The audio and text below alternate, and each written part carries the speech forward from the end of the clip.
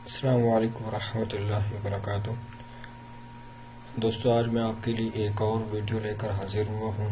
رزق بڑھانے کا نبی صلی اللہ علیہ وسلم عمل کیا ہے؟ حضور اسلام نے شریعت نے ہمیں اپنے رزق کی کشادگی کے اندر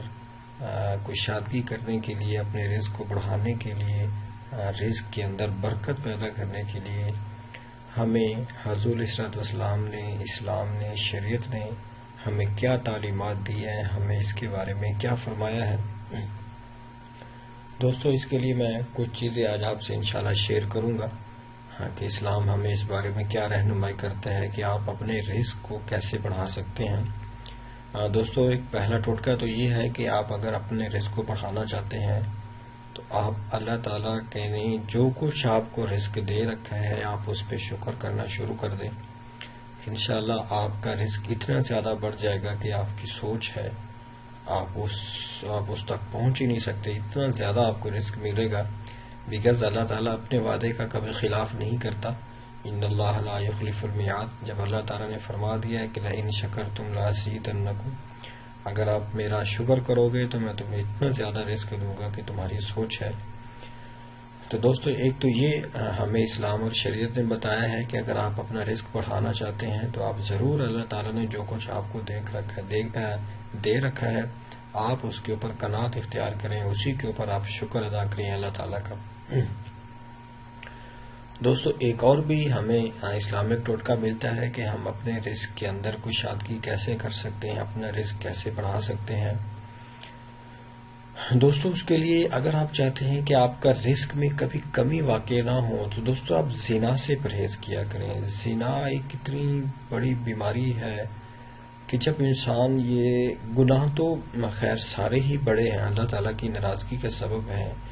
گناہ کو تو چھوٹا سمجھنا ہی نہیں چاہیے، لیکن کچھ گناہ جو ہے وہ کسی بھی چیز سے وہ کبھی خاص ہو جایا کرتے ہیں کہ جب ہم میں سے کوئی زنا کرتا ہے تو یوں سمجھ لیں کہ یہ اللہ تعالیٰ کی ایک تو ناراضگی کا سبب ہے، دوسرا اللہ تعالیٰ کی پکڑ اس شخص پہ بڑی جلدی آ جاتی ہے، جو ثانی ٹائپ لوگ ہوتے ہیں، اللہ تعالیٰ معاف فرمائے۔ اور جب ہم زنا کرتے ہیں تو دوستو ہمارے رزق میں کمی واقع ہو جاتی ہے۔ میں اپنی پچھلی کچھ ویڈیوز میں آپ سے شیئر کر چکا ہوں کہ ہمارے گناہوں کی نحوست سم ٹائم اتنی ہوتی ہے کہ جو رزق ہمارے نصیب میں لکھا ہوتا ہے سم ٹائم وہ بھی ہمیں ملنے سے وہ بھی ہمیں نہیں ملتا، اللہ تعالیٰ کی جب ناراضگی آ جاتی ہے۔ تو دوستو، دوسرا یہ کہ آپ زنا سے بالکل پرہیز کیا کریں، یہ بہت سخت گناہ ہے۔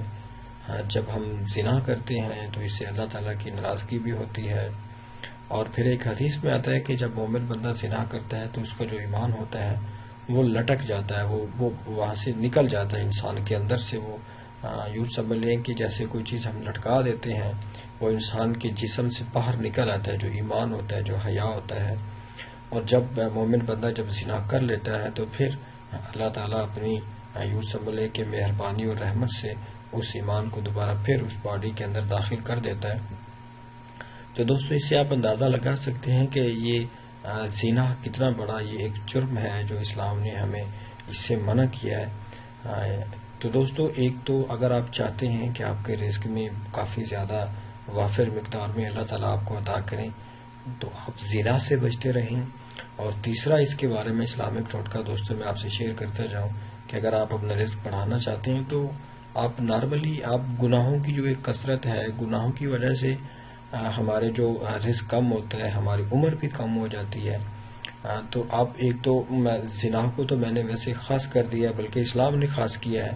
آپ اس سے پرہیز کریں۔ دوسرا، نارملی جب ہم کوئی بھی گناہ کرتے ہیں تو اللہ تعالیٰ کی ناراضگی کا سبب ہوتا ہے، اس کی وجہ سے